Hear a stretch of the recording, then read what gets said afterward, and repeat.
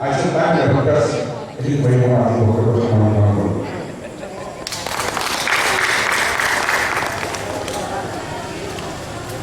আমাৰ সমাজৰ থকা মানুহৰ দুখ বেদনা প্ৰেম ভালপোৱা আমাৰ মাজৰ সম্প্ৰীতি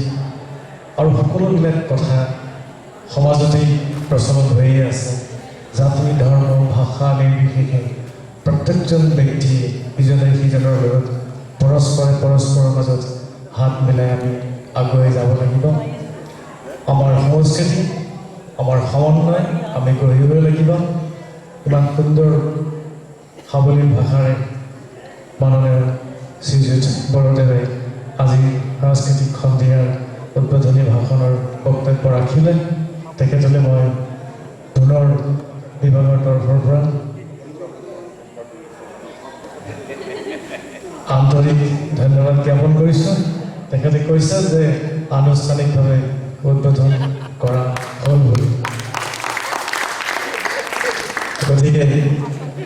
আমি পাইছোঁ আমাৰ মাজত যথেষ্ট চিন্তাশীল ব্যক্তি আছে যথেষ্ট কৰিবলগীয়া কামৰ পৰামৰ্শদাতা আছে তাৰ মাজত আমি বিচাৰি পাইছোঁ প্ৰহ্লাদ বৰদেৱ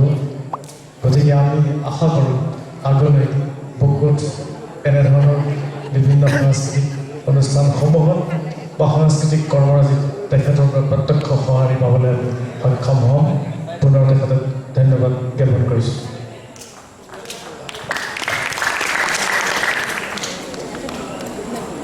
মাটি তুমি মহিমাময় জীৱন কৰা ধন্য তোমাৰ চৰণ পৰত পোৱা কত জনম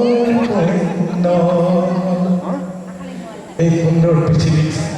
আমি চৰণ দিবলৈ চৰণ চুবলৈ সক্ষম হৈছোঁ বহু পুণ্যৰ ফলত আমাৰ মাজত থকা হাঁহি কান্দোন চকুনি সকলোখিনি মিলি হয়তো জীৱন গতিকে আমাৰ আজিৰ সাংস্কৃতিক সন্ধিয়া উদ্বোধন হোৱাৰ লগে লগে আমাৰ বৰ্ণাঢ্য সাংস্কৃতিক কাৰ্যসূচী আমি আগবঢ়াই লৈ যাম সমূহ ৰাইজৰ আন্তৰিকতা আৰু সহযোগিতাৰে আমাৰ কাৰ্যসূচী আৰম্ভ কৰিবলৈ আমি আগবাঢ়িম নমস্কাৰ